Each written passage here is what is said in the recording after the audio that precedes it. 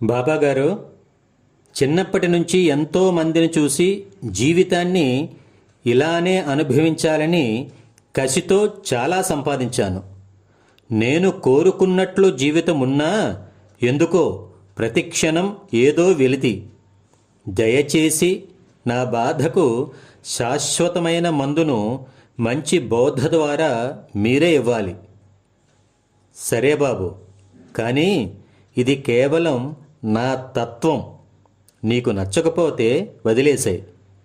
లేదు బాబాగారు, మీలాంటి వారు చెప్పే మాటలు బోధ మాత్రమే కాదు, మీ అనుభవాలకు రూపాలు అవి. సరే అయితే విను. మనిషి సంపాదించి దాచిపెట్టిన ధనం పరుల పాలు.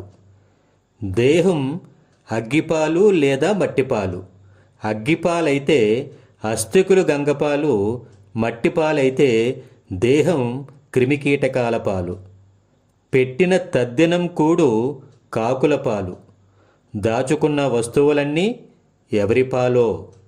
కానీ మనిషి మనిషిగా ఆలోచించి చేసే నిష్కామ్య కర్మ మాత్రం మనిషి పాలు. అది మాత్రమే తనను అంటకుండా ముక్తి వైపు తీసుకువెళ్ళే సాధనం. ఇక్కడ నీకు ఒక సందేహం రావచ్చు, మరి సంపాదించిన వాళ్ళంతా తప్పు చేస్తున్నారా అని. ఇలా ఇంకొకరి గురించి మనం ఆలోచించడం, మాట్లాడుకోకుండా ఉండడమే మనిషి చేయవలసిన ప్రథమ కర్తవ్యం. మరి నన్ను ఇప్పుడు ఏం చేయమంటారు?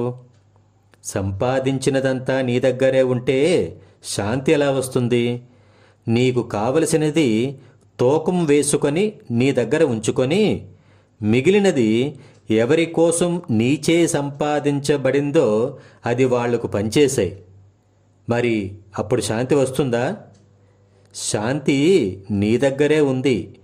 దానికి అడ్డంగా ఉన్న దానిని తొలగిస్తున్నాను అంతే. జై హింద్.